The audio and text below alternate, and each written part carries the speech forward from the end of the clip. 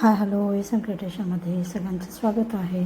तर चला आज आपण पोहे बनवणार आहोत. तर इथे मी पोहे स्वच्छ निवडून असे स्वच्छ धुवून घेतलेले आहेत. असे धुवून घ्यायचे आणि थोडे भिजू द्यायचे, त्याला नरम होऊ द्यायचे. आणि त्याच्यासाठी लागणारं साहित्य आहे कांदा, हिरवी मिरची, कढीपत्ता, कोथिंबीर.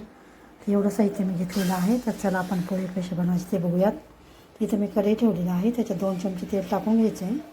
इथे बघू शकता 2 चमचे तेल आपण टाकून घेतलेलं आहे. अर्धा चमचा आपण राई टाकून घ्यायची, अर्धा चमचा जिरे टाकून घ्यायचे. राई तडतडून घ्यायची, अर्धा चमचा आपण जिरे टाकून घेणार आहोत. आणि आता आपण कांदे टाकून घ्यायचे. आपण याच्यामध्ये शेंगदाणे पण टाकून घेणार आहोत. कांदे छान परतून घ्यायचे फोडणीमध्ये. बघू शकता कांदे आपण तेलात टाकून घेतले आहे, छान असे परतून घ्यायचे. तर चला आता आपण त्याच्यामध्ये शेंगदाणे पण टाकून घेणार आहोत. इथे बघू शकता कांदा आता थोडा परतून झाला की त्याच्यामध्ये आपण शेंगदाणे टाकून घ्यायचे. शेंगदाणे पण असे छान परतून घ्यायचे. तर चला आता याच्यामध्ये आपण कांदे आणि शेंगदाणे छान अशा परतून झालेले आहे. तर आता याच्यामध्ये आपण हिरवी मिरची टाकून घ्यायची. हिरवी मिरची पण अशी छान परतून घ्यायची. इथे बघू शकता कांदे, हिरवी मिरची आणि शेंगदाणे आपले छान असे परतून झालेले आहे.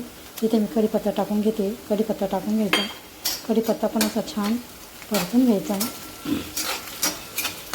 हे अशा पद्धतीने इथे बघू शकता. तर चला आता आपण याच्यामध्ये कढीपत्ता पण आता छान परतून झालेला आहे. थोडी कोथिंबीर टाकून घ्यायची.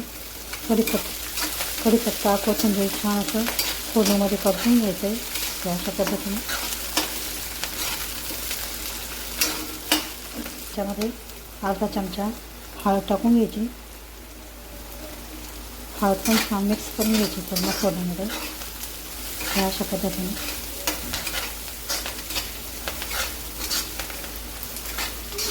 हे सगळं साहित्य आपलं छान असं परतून झालेलं आहे.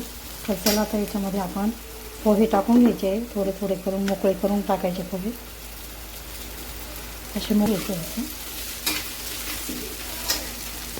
इथे बघू शकता सगळे पोहे आपण टाकून घेतलेले आहे. आता हे सगळे छान असे पोहे सगळे मिक्स करून घ्यायचे पूर्ण पोहे फोडणीमध्ये. इथे बघू शकता या अशा पद्धतीने असे छान आपले पोहे तयार होतात. आणि सकाळी नाश्त्यासाठी एकदम उत्तम असा नाश्ता आहे, झटपट तयार होणार आहे. तर इथे बघू शकता अंदाजानुसार 1 चमचा मी इथे मीठ टाकते. मीठ टाकल्यानंतर याला छान असं परतून घ्यायचं. मीठ मिक्स करून घ्यायचे पूर्ण पोह्यांमध्ये. पोहे तयार झालेले आहे. तिथे बघू शकता. आणि वरून याच्याबरोबर आपण कोथिंबीर, लिंबू टाकून घ्यायचं आहे.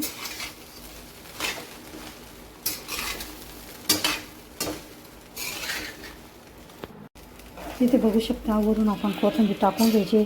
असे छान आपले पोहे तयार झालेले आहेत. आणि अंदाजानुसार याच्यामध्ये मीठ टाकून घ्यायचं आहे. तिथं मी 1 चमचा मीठ टाकून घेतलेलं आहे.